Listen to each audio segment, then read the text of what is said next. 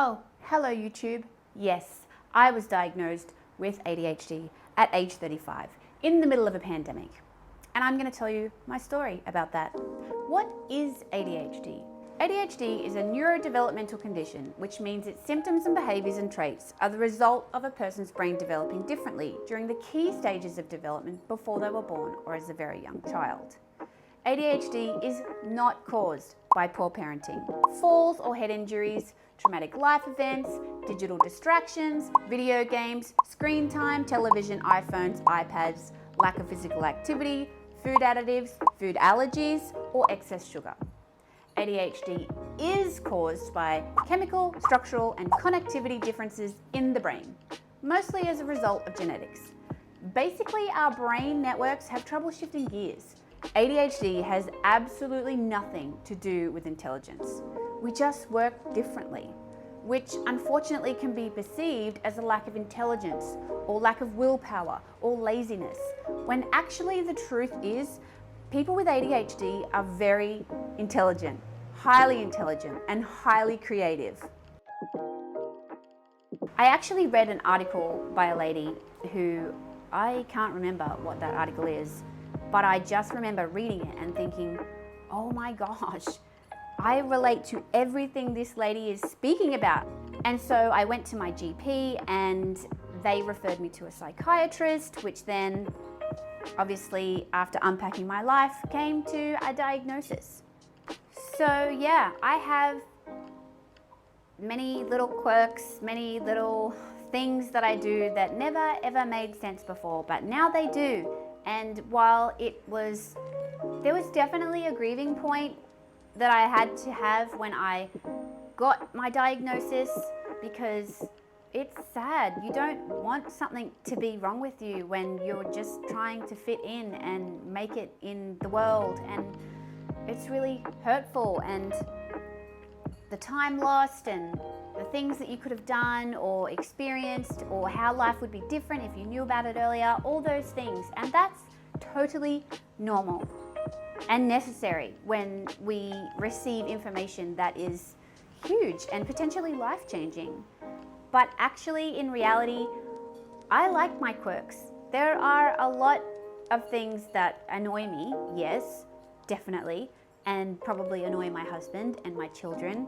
But there are also strengths, creative output, and being able to hyper-focus on something like crazy.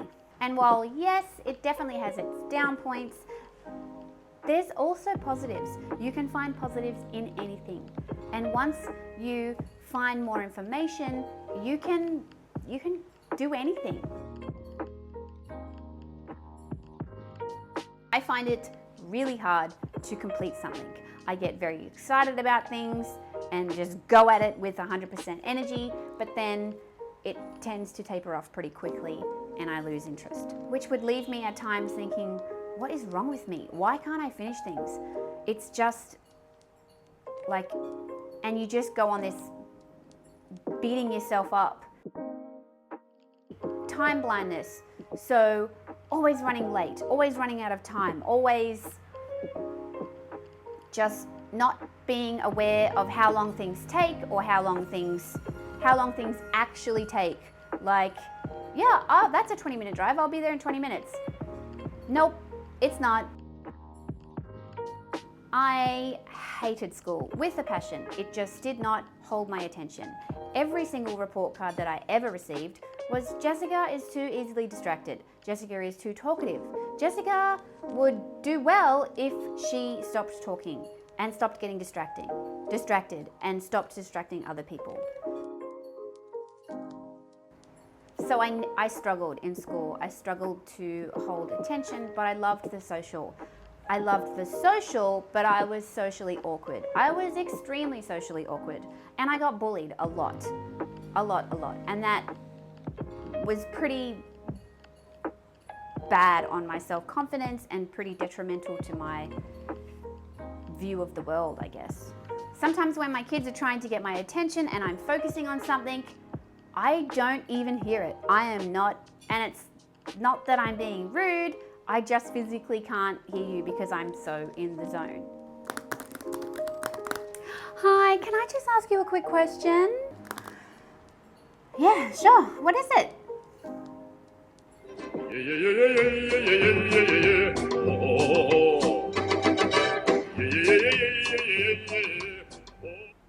I would say that I'm still socially awkward and I don't actually have many close friends.